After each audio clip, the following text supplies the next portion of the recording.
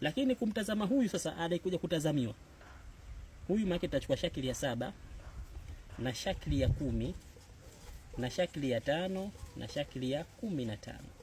15 na 5 hii ni hukumu ya mapenzi. Tukichukua shikeli ya 5 na shikeli ya 15, hii ni hukumu ya mapenzi. Hukumu ya mapenzi. Hukumu ya mapenzi. Lakini katika tukti ya mapenzi, lakini katika hukumu masuala ya mimba maana ni hukumu ya mtoto. Je, mtoto huyu anahukumika katika jinsia gani?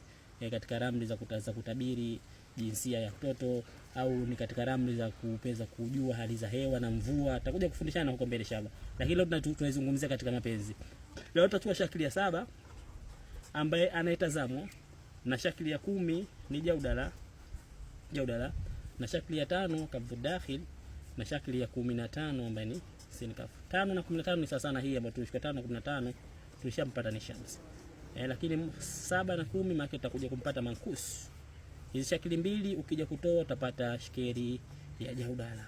Sasa huyu anaitazamwa siri ya upendo wake, kuna jaudala. Hii ni shikeli mbaya wala si shikeli nzuri kwenye masala mengi. Mapenzi yake yanakuwa ni mapenzi yapo, lakini mapenzi ya vita, mapenzi ya tafrani. Huyu sometime anakuwa yes, sometime no. Sometime yes, sometime no. Mgomvi, mkorofi, kitu kidogo yeye kaongea, yani muongeaji sana, mpigaji. Jauda ana shikeli ya kupiga. Na kama unamkagua mtu unakuta jauda imekaa, basi jiandae wewe ni mpigaji au muongeaji sana, gugu. Huyu jauda. Sasa hiyo ndiyo kanuni. Na maana ukija anaitazamwa, utatumia kanuni hii kumjua anaitazamwa ndani ya moyo wake. Anaitazama yeye mwenyewe utamtazama kwa kutumia kanuni ya 1, 4, 5 na 15. Hii ni elimu kubwa tumeitoa hapa. Sasa tukichukua shakili hii na shakili hii tutapata msimamo wa mapenzi yao. Msimamo wa mfano kama hapa, huku tulipata jaudala na huku tukapata jitimah. Huyu mmoja anataka muunganiko na anapenda sana, huyu mmoja mkorofi, mpigaji, muongeaji. Lakini hawa wawili ukiwajumlisha inakuja shikeli ya nakiu. Haya ni mapenzi ya busara, mapenzi. Na maana hapa lazima jaudala, maana hii ni dawa tumepewa. Hii dawa maana hii ni shikeli ambayo unaweza kuitumia kuwaunganisha hawa. Kama huyu labda hapendi anatafrani kumzima, basi tumia kola nakiul ahadi. Nadhani walimu mtakuwa mmenifahamu. Sasa kuna makoo. Je, makoo yapi sasa yakija mwalimu yatakuwa ndo makoo mazuri kama anapenda? Koo la masuala ya kupenda nakwambieni hapa. Koo la kwanza maana jitimah. Koo hili maana mtu akilipata, huyo mtu anataka muunganiko na anataka mshikamano, anataka muunganiko wa kudumu. Waungane, yani ving'ang'a wanaitwa kwa lugha ya kisasa. Lakini kama itakuja koo la shamsi, huyu manake huyo mtu pia anapenda, lakini koo hili halidumu. Anapenda na mapenzi ni mazuri sana mwanzoni, mwisho mapenzi yake yanakuwa si mazuri sana. Likija kabdhu dakhili, haya ni mapenzi ya kufa na kuzikana. Huyu mapenzi ya kufa na kuzikana, hata huyu naki unaye ni mapenzi ya kufa na kuzikana. Ikija koo la nakiul ahadi, haya ni mapenzi matamu, mapenzi mashallah. Haya mapenzi ya kufa na kuzikana, lakini kuna sometime yes sometime no. Lakini huyu akija nakiul ahadi, haya ni mapenzi matamu, haya mapenzi wivu mwingi. Hawa bwana wanapendana kweli kweli. Naki wakipata mtu maki anampenda mwenzake kweli kweli na anamuonea wivu sana. Mfano kama kola ahyani, akipata manake huyo mtu ana furaha na mwenzake na anampenda sana. Akija kama kola gani jingine nzuri, antibatidakhil, huyu mtu anampenda mwenzake na ana malengo makubwa ya kufika mbali na mwenzie. Anampenda lakini pia anamuombea mwenzake makubwa na anatamani wafike mbali, wajenge, wafanye mambo mazito, wainuke kimaisha, wainuke kifalme. Hii mushtari. Akija bayava, maki haya ni mapenzi, mapenzi haya ni mapenzi kabisa yalofungamana na nguvu za kidini.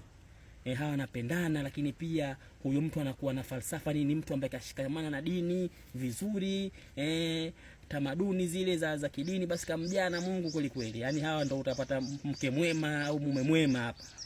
Sio kupenda tu, anakupenda, lakini mke mwema na mume mwema. Lakini Kuna koo mfano kama koo gani likija hapo ambao unatakiwa nalo ulifahamu, koo la zuhura. Koo la zuhura manake hapa utakimbia wewe. Hapa utapendwa mpaka utakimbia. Haya koo hili nadhani Kiswahili nasema koo la Tanga ile au koo la Kimakonde ile. Hapo utapendwa, wewe anakupenda sana na anakubana. Huyu ukimkera tu yanalia yeye huyu. Zuhura huyo. Lakini kuna makoo mabaya mfano kama hayo yakija, una maana mfano kama hii antibat kharij, hili sio koo zuri, na maana huyu mtu ni mchezea, huyu mtu anakuwa mapenzi, yani huyu kashakupangia kwamba huyu namtumia tu, mwisho siku namuacha. Maana hii ni koo la kufarakana mbeleni. Hii koo la humra maana yake huyu ni mtumiaji tu. Ni mtumiaji, hata kutumia mwisho siku anakuacha.